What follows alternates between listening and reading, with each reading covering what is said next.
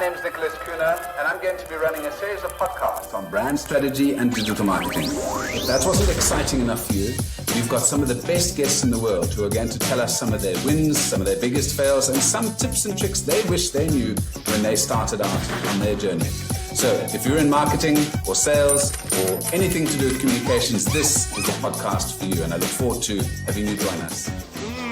Come chat with Nicholas. He'll listen to you, then he'll laugh, and then he'll cry with you. It's all in a safe space for you to speak your truth. Oh, come and chat with Nick. Michael. So, welcome everyone. We've got Michael now. I'm just going to, it's Magrutsche. Magrutsche. Magrutsche. Okay. Michaell Magrutsche. Yeah. Michaell Magrutsche. Welcome, and thank you so much for making time to speak with us. I realized I haven't put my microphone on properly, so there we go. Maybe you can hear me better now. Michael, Much better. I would like to start off just by going through a little bit of your background. Our discussion today, just to frame it, is going to be about a very interesting topic you brought up, which is on rebranding. So looking at how Twitter is rebranding to X, how HBO has done rebranding to HBO Max. So just discussions around that. But I'm interested in the artistic process that you could bring to this and your sort of out of the box thinking. That's I think what we'll be discussing, and it might meander along a little bit about that. But why don't we start with who you are, what makes you, and then we can delve into the marketing and branding discussions. Okay. And we can do this anytime. We can make this about the rebranding thing that's going on right now, and we can do the other stuff later. Yeah. So I was born in Vienna, in Austria. I was a sick child. I went to school with 7. I'm totally neurodiverse. I still am. I wrote 6 books and have the computer read it to me. I can't read books, so I wrote them though. I am completely not fit for any system because I work on my own rhythm. I work with my biorhythm, I guess. I wasn't aware of that, biorhythm, what that is. But I live in the moment, and I wasn't even prepared for this. And you just said, "Let's do it." I do it. Yeah. So yeah. I'm never prepared for anything, and that trained me to be completely not. Everybody is affected by system, by the tribe, right? Yeah. But my system value is to have a perspective that helps systems see what they're doing, especially the humans in the system, because without humans, the system is irrelevant. Every system, every government, every business, anything is irrelevant without human. Yeah. So to exchange human now with AI makes no sense at all, because systems have to live, can only exist when humans work for them, give them money, whatever. So if you give all the money to systems, where the people making money? So we are in a systemic insanity right now.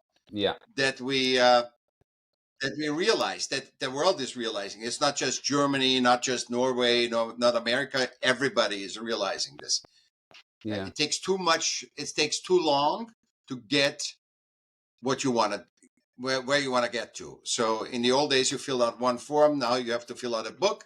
And then you might not get the product that you want because somebody gives you a time frame and squeezes you on that you make the wrong decision. Yeah. So systems are not here to support us, but we are here to support systems. So go back to the branding. So I'm completely self-taught. I have no education. I escaped into art because the only way where I felt humanly accepted is in a place where it doesn't matter what race, what sexuality, what politics you do. It's about the product. It's about the play, for example, or it's about the painting. It's about the music. It's not about anything else.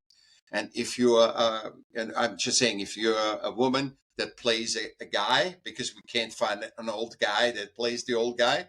Yeah. And this is a young woman. She plays the old guy. That's how we do. We are collaborative creator animals of nature. Yeah. We are part of nature. That's why we can save it. So go ahead. When it comes to art, and I think obviously some of the best artists in the world have been neurodivergent, as you mentioned. In this Right. new era Yeah. that we've got, where everything is, we're looking to the next quarter, next month. It has to be done in very short time periods. How does this affect you as an artist? Because you have to make money, obviously, because you're not doing this as a charitable Yep. exercise, but you also want to create something. And you said something very interesting in one of your quotes here. It was actually from Robert Evans, where he said, "We don't strive for commercial, we went for original. We fell on our asses on some of them, but we also touched magic." How do you touch magic in a art industry where you have a budget and you have 2 weeks to deliver it? Okay, so this is what solved my book, Smart of Art. There's two things in the art. And Robert Evans, as you know, I worked with him and co-produced with him and lived in his house. So he was a great humanitarian. I didn't like I always wanted to be a big producer, and then lived with him. And then I said, this is not what I expected. Because he was so under stress, you have no idea what stress he went. Exactly like you and me making the paycheck. And there's two things. There's the art product, which is treated like a commodity, like any business bringing out a new bicycle and trying a new bicycle helmet. We create art, only we are attached to it because we're really trying to honestly make something very unique to us, and something that is one of a one. That's not like a bicycle where I have a million. And I think the magic comes when you separate. This is what was missing in the arts.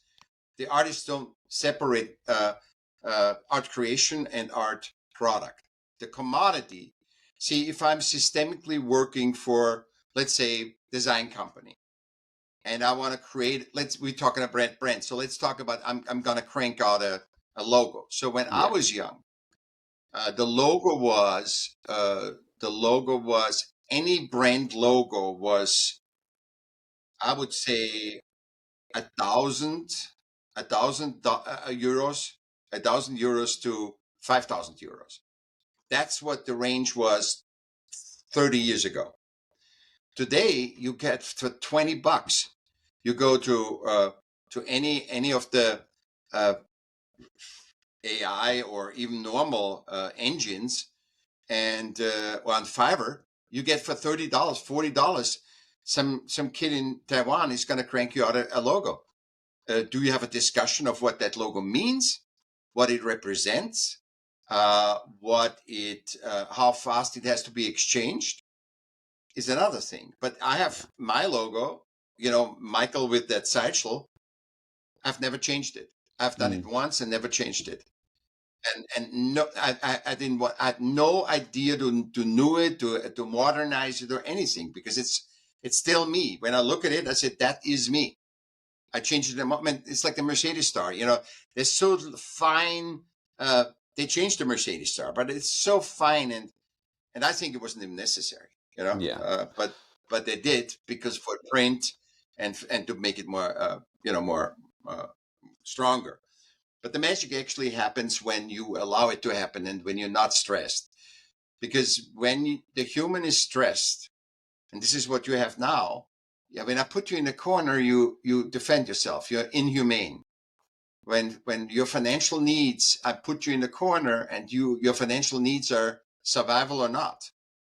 How can you make a decision? This is why people make Michael, such crazy decisions. But Michael, I must ask you, do you think Picasso was a relaxed person? Was Salvador Dali a relaxed person? Was the magic sometimes, I understand that being in a calm space, or maybe it's not,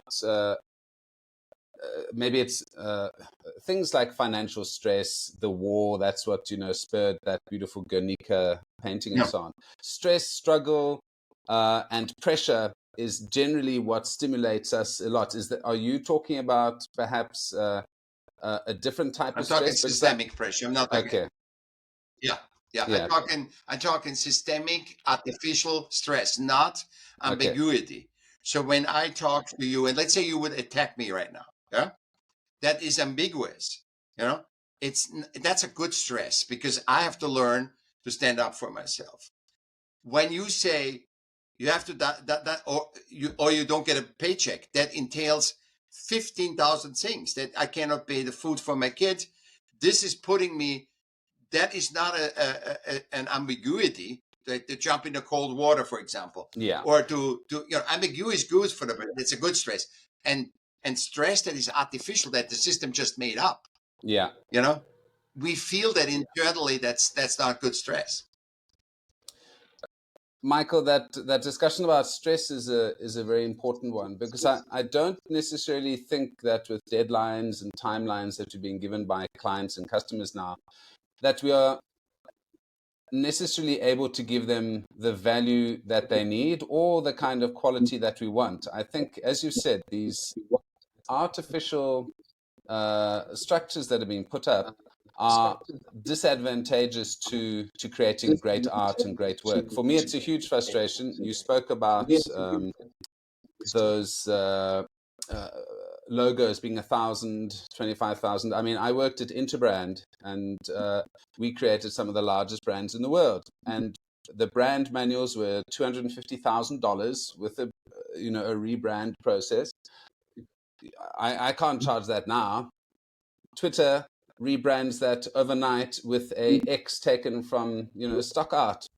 How can you compete against that? And is he wrong using something that has before had zero meaning, but is now just it's just slapped it over Twitter and there's a new brand? It is a brand immediately without the 250,000, $1 million, $2 million branding process. Who's right and who's wrong? It's not about right or wrong. It's about, and now I'm showing you my superpower. Okay. Okay. So separated in system centric versus human centric versus system relevance. In system relevance, the system has no feeling for anything. It's just about the system generating more money, generating stuff. He uses the system to make money because attention is everything. So the Twitter logo, the people that created the Twitter logo systems need something human relatable till it's famous. And then you can make even Homebox Office, right? Became Max. It doesn't matter because it's used for an attention grab. Attention is more now valuable than the fact that he made that Twitter, which is, and I've heard a lot of brand managers and really the brand kings talking about, if you give me $10 billion and 10 years, I cannot promise you to create a brand like the Twitter bird and the name where people actually feel connected with it. So nobody can do it.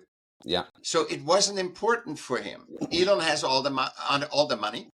Yeah. It is not important for him.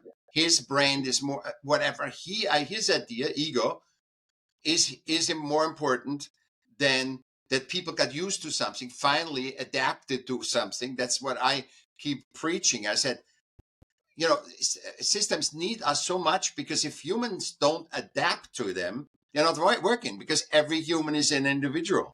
So now you get a consensus on Twitter, on that bird, on that thing, and what it stands for. In addition, every news, it got so embraced, that logo. Yeah, I'm not saying the value of the company, but I'm saying it got so embraced by humanity, which that is really the value. If humans don't embrace you, you can have I know this from an artist. If you create the best work and you and I say, man, Michael, we did the greatest piece of art. And people love it. They say, you guys are the best in the world. And tomorrow somebody else comes and we're the worst. So it's the human, to have the human connection, not because what attention is that people look at you. But what is in nature attention? What happens in nature? In nature, attention is either I want to mate with you, I want to connect, or I growl at you, say, get away, danger. Yeah. So that's attention. Yeah. When you have attention, always look at me, look at me, look at me, be a better, whatever, and it never leads to something that our natural instincts are disrupted without a thing. That's why everybody's talking about disruption. I said disruption is destruction if you don't know what to build. Yeah. Well, It's like Obama said.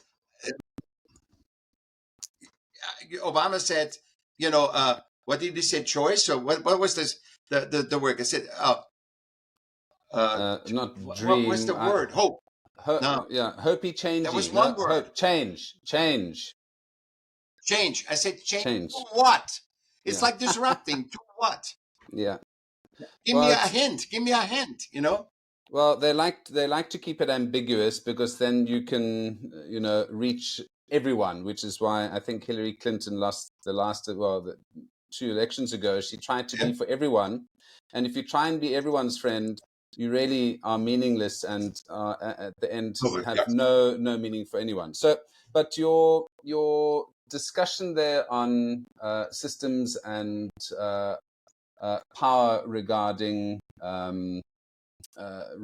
Twitter is an interesting one. We've had a couple of discussions this week, also with other brand gurus, and one of the things that people forget is that Twitter and Elon Musk didn't come about out of thin air. They've been around for 10, 15, 20 years.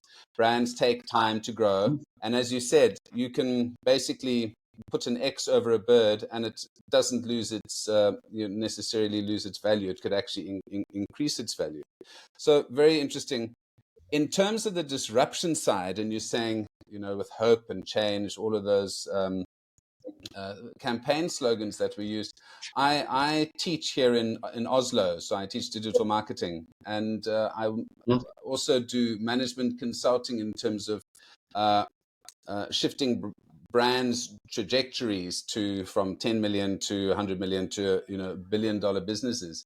And I thought, let me try ChatGPT for building a course for me, because I wanted to have a look at how could I use AI. And I thought, okay, disruption. And you spoke about disruption, Michael. I said, okay, I'm not a communist, but there are lots of principles in Marx and communism that would work really well in business. So the whole point, self-reflection or self-criticism, I think is an extremely important part of it.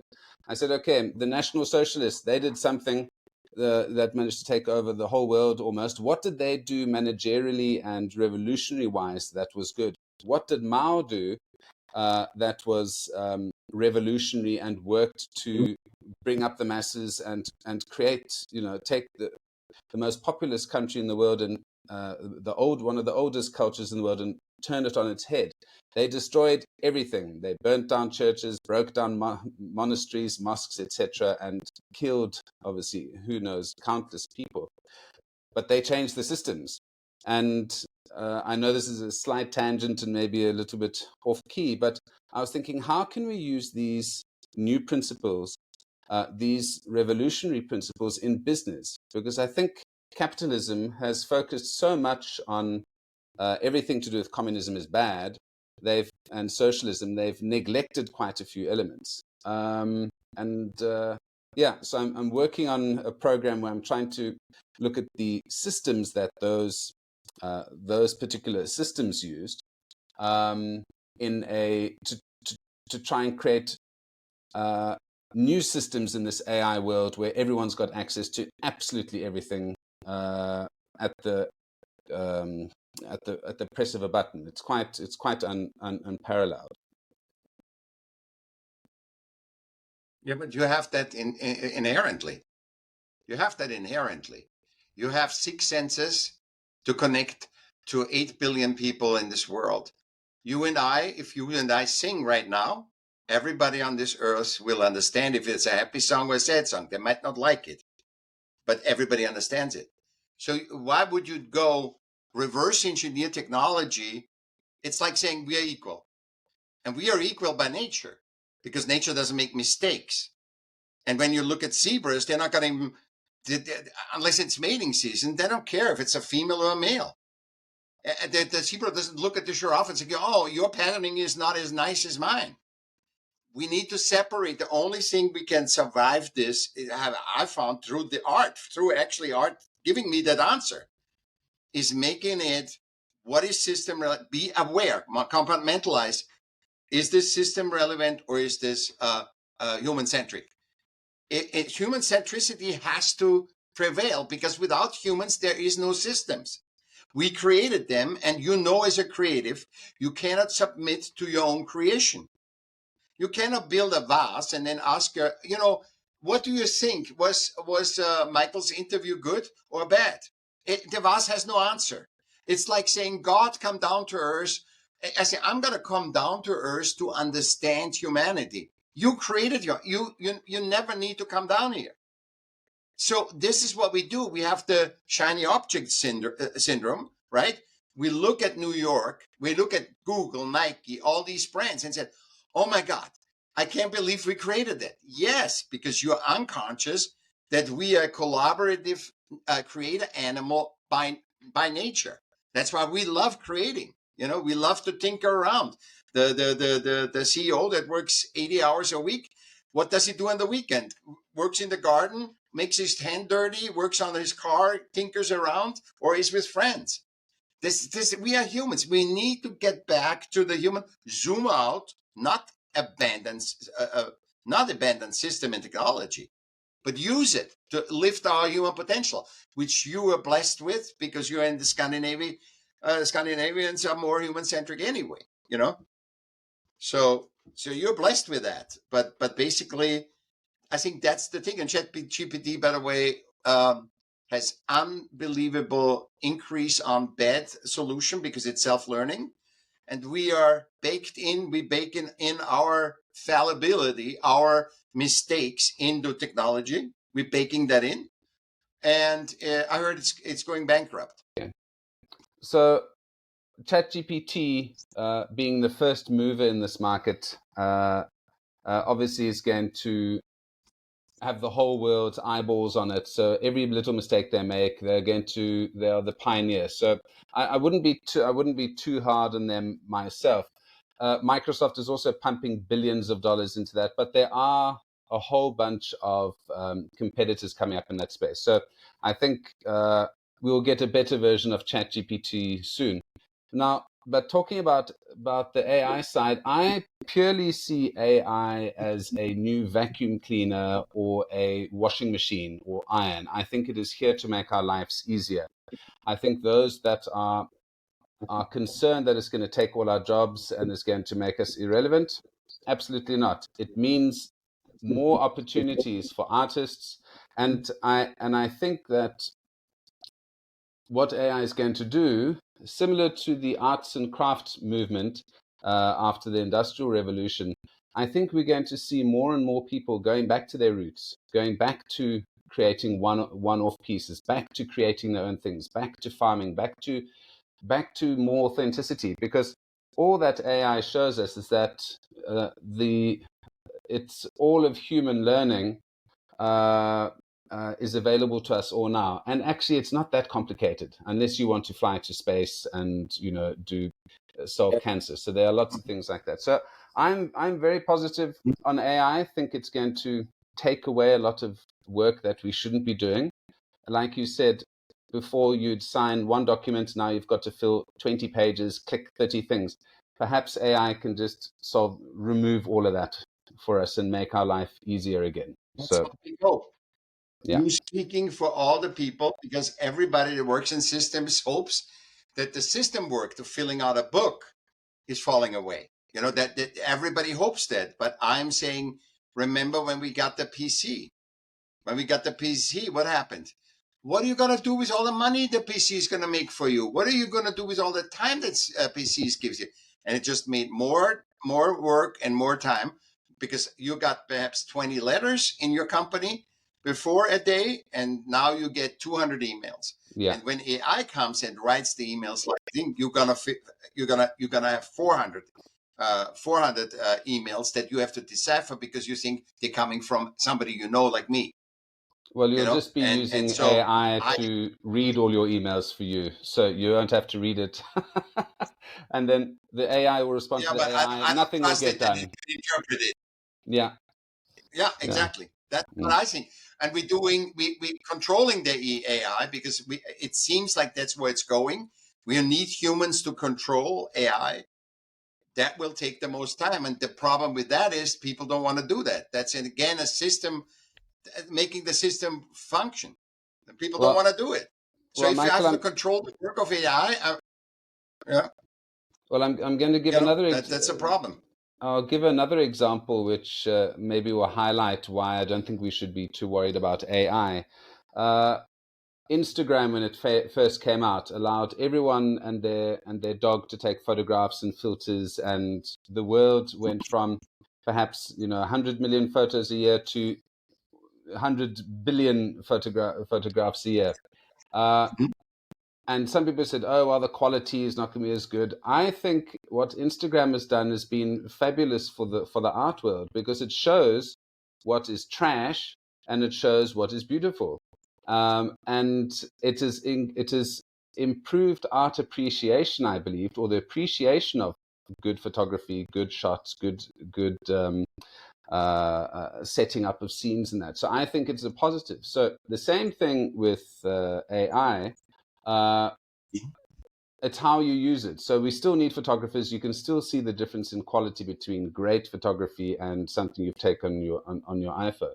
So yeah, as an artist, I'm sure you use Instagram as well to showcase your work, but you're not getting paid for it, and it's not it's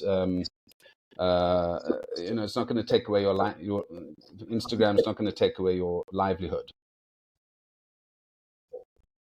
I think Instagram did a great thing, exactly like you said. Let me reword it. In how I understand it, it's aesthetic. You know, we all have an aesthetic muscle that's inherent in us. That's a part of our creator animal. And the Mickey Mouse that you liked when you were a little kid, and the funny, happy songs, you listen to classical music and read Brecht. You know what I mean? It's like you have an aesthetic muscle that grows, that gets appreciation from the deeper, from the more gravitas. Yeah. And Instagram is unbelievable in training that muscle. I always say that example. You sit at a Turner painting in London, and you sit in front of this Turner painting with this huge frigid. When I saw that first, I had to sit down. I really said, now I know why these seats are in museums, right? And I was recently in, like 2 years ago, saw my friend was there, and he made because he knows I like that painting, and he showed me that, and kids were sitting on their phone, absorbing that with like that was no problem. They looked at it, then they went on their phone, then they looked at it again. They weren't like blown away like where I said, "Oh my God, this Yeah. is insane." Yeah. And it's not that they're insensitive. They're just so used, and they can scroll what they like. Our recognition time is so fast now that we can scroll thousands of pictures and stop what we want to see. And I think that's what Instagram did. But also, it lives of this. I mean, that's a high price to pay, because the people that are artists didn't have a refined eye, the customers are now having a refined eye. Mm. And they say, and I see it for myself. If I can see it on Instagram, I don't have to buy it. I have nothing in my house is pretty clean and empty because I'm doing a lot of creative work. I'm creating all the time. And I like the quiet space. But I had always paintings up from me. I don't have any paintings anymore because if I have an aesthetic hunger, I go on Instagram or Tumblr, look at the art, go on websites or whatever, and feed my aesthetic beast in me that wants to that longs for that. Well, I So it think didn't do anything for business. Well, I think you brought up an important point there, because I was quite a big collector of art. I was saying my youth, not about 10 years ago, I Yeah. started collecting quite aggressively, and it became more and more of a struggle for me to find something that stood out, art that really uh, made me stop, like that Turner painting. And now the art that stops me is my children's drawings and my children's paintings. But I think Exactly. your point of scrolling through Instagram, getting your visual pornography almost, in terms of, wow, that's so beautiful, I love that design. But creating it yourself, democratize Instagram or art has been democratized more, because now you could do it yourself, or you can build something up yourself at home, and it has to your art, your surroundings change so quickly. You cannot necessarily get stuck into a 70s style, an 80s style, a 90s style, Baroque or Rococo style. I think art has been democratized, which is good and bad, but that's the system that we're living in now. So let me go to this now. How do you make money in the art world then? If, for example, say you are a customer, I mean, you're an artist, so but how do you get customers to buy your art? What are they buying? Are they buying a square? Are they buying a piece of marble? Are they buying a part of you, Michael? You mean, well, on the first of all, I don't sell any art anymore because I mean only if you I sell art only on. I have no art left. All my Okay. art is gone. I created. So if anybody wants a piece of art, I have thousands of paintings on my old Instagram. They took, but you can get through my Instagram on the Instagram. Thousands of paintings. Uh, I mean, I'm in my 60s, so and I did always was very diligent on making photos of my stuff. So you look at this and said, in this direction, make something for me, and I know this person, then I make a custom piece for them. I don't do create something that you get it because I have done lithographs or even art, and I had like 75 pieces at home at one time, so I needed the storage to have my art. I mean, because that was all within that evolution of Instagram, and all my friends have harder and harder time to sell art.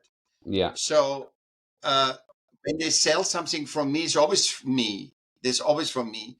That's why I say you need to go so deep. If you have a brand, your company should be an expression of you, because we can't afford anymore to do companies or brands or whatever to make money. We Yeah. need to make it, and there needs to be a total reflection of us. And when we hand it over, we hand over, we're done with this logo. We're done with what we want to say with this, with the language and everything.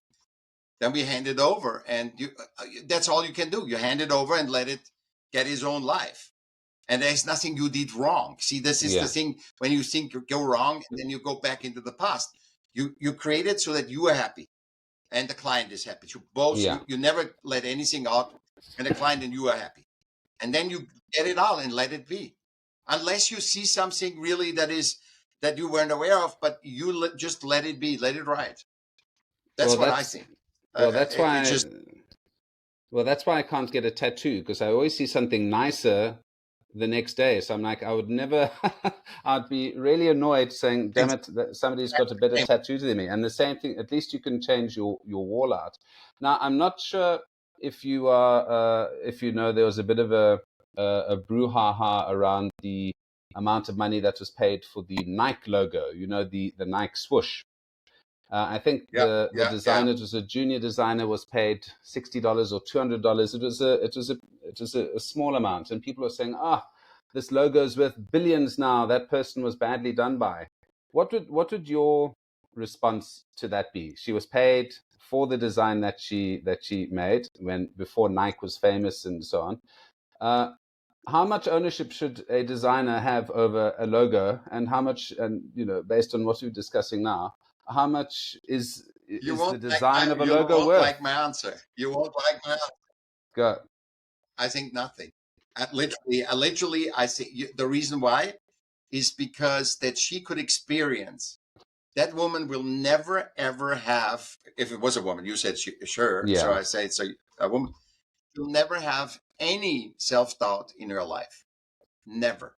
Yeah. She might suffer that she can't replicate that smooth, but she will never. Art gives you so much. We are all a valve, and the consciousness pushes through us. And so nobody owns anything because it's just comes through us. I mean, I don't own anything. I just but I'm a vehicle to let stuff through and to constantly have good things. I don't want to claim ownership for something I let through. You know, I want to. You can pay me for my ability to allow that through. If that you say I'm hiring Michael because when I hire Michael, I can be sure all the T's are squared and all, and all the dots are done. But for my creation, and do you really care about your creation? I mean, once they're done, the wonder is the creation. I always say, milk the creation process of creation. That's the real value. And the people and artists just throw that away and say, "Oh, but my bicycle has to be beautiful, or my whatever milk carton did I make is beautiful." It's forget it. Yeah. Because you're not responsible for what others think about it. The Nike swoosh might as well. You and I would have loved the Nike swoosh, and the whole world would hated it. And everybody likes X. There's no right and wrong in this. That's systemic thinking. Going into the systemic thinking. Should you own that?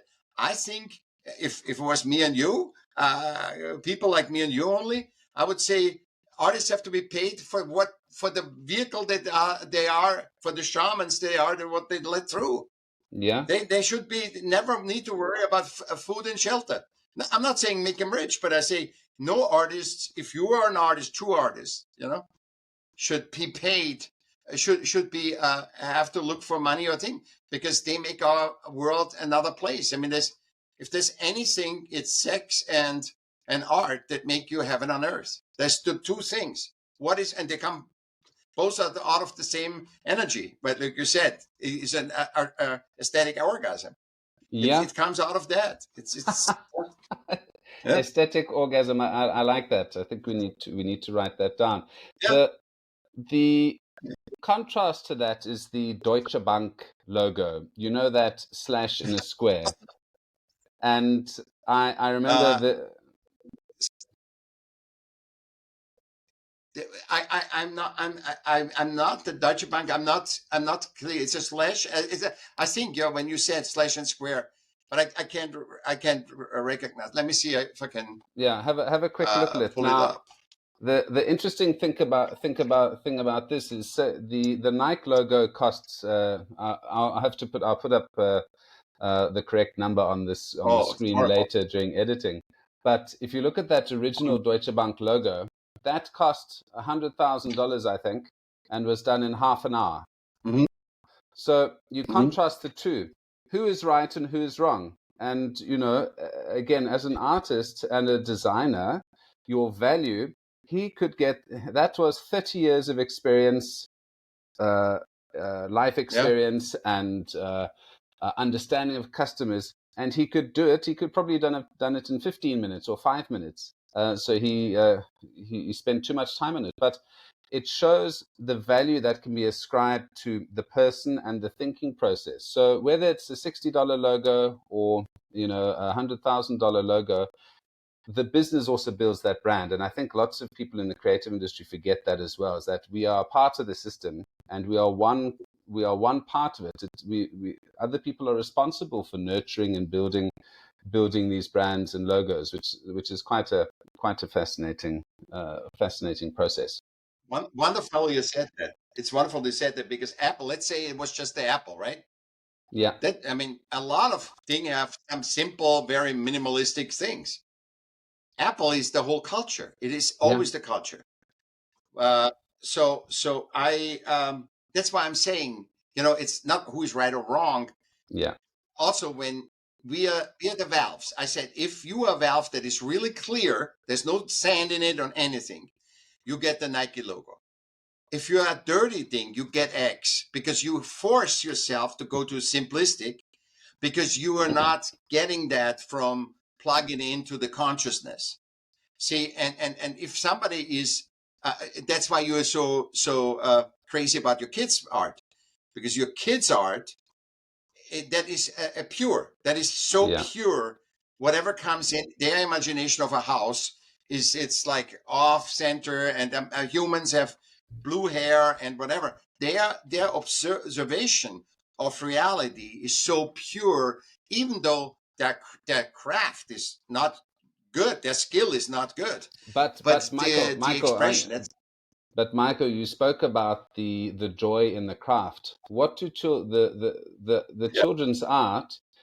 They are told to use different colors, use different techniques, use their fingers.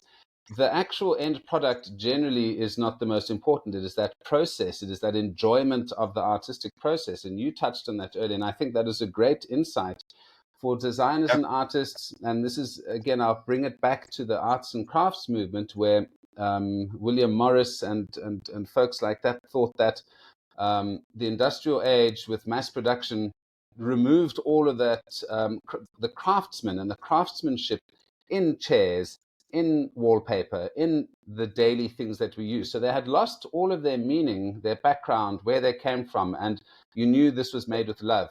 Nothing is made with love that comes out of IKEA, for example. I'm sure that the original designers, yes, but they mass produced, and there's no love in those items. And I think people can feel that as well in art, and that's why perhaps you'll buy a particular piece, because you know the love, the experience, the suffering that or the place where you bought it. All of that has meaning in it and gives it way more worth than its intrinsic value. I think IKEA has the energy, is a conversion of this Scandinavic energy. I think the lifestyle, the humanity. I think the success of IKEA is the reflection of the humanistic energy that's in the Scandinavic people, and that's why people can humanly relate all over the world with that style, because that's our language. That's what I said. We have six senses, and we can talk to all these people. And you have to admit, Scandinavia has the most humanistic anywhere in the world, unless you're a Tibetan monk or something. And I don't think that's also systemic with religion. But I think it's not perfect, Scandinavia, but it is about, we are set up to actually feel each other, think each other, be tactile craftsmen, touch things. And in that experience is the knowledge, not what comes out of it. Yeah. It's like, it's not the product. It's always the process. Life isn't an endpoint. It's not a final point. Life is a process. And when we're done, we say bye-bye and we go somewhere else, wherever we go. It's not a religious thing. Yeah. It's just, it's a process. It's wonderful. I mean, and then you get fulfilled. See, the fulfillment is the human-centric. So for all your Scandinavian friends, success is system relevant, with a goal to achieve, or what we said, every quarter do it more and more and more. But fulfillment is when you actually watch yourself creating this. Oh, I took this. Why did this paper feel so good? Let me check out why this. Oh, it was a 400. It was a different thing. Oh, it was from that Japanese company. That's why. Yeah, because the Japanese, they look at the tactical. They look at the sensory. Yeah, the sensory thing. That's what life is. That's what's enriching you, and that's what's fulfilling you. Yeah. And there's no fulfillment in eggs. There's no. It looks like a porn. It looks like a porn thing. It's like a systemic sex thing. Porn. Yeah.